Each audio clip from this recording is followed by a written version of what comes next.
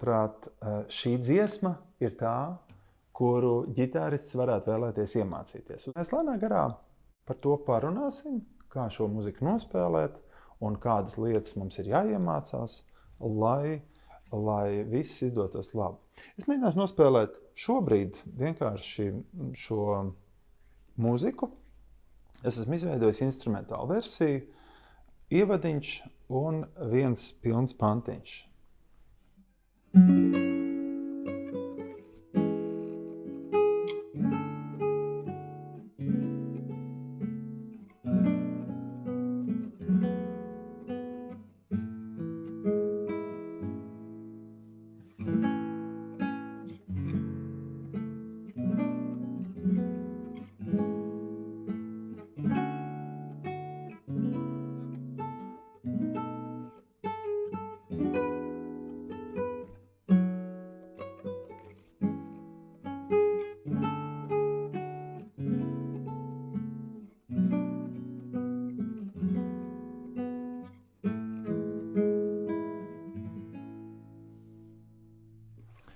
Nu, lūk, mūzika ļoti skaista, ļoti melodiska, ar jaukiem akordiem, jauku harmoniju.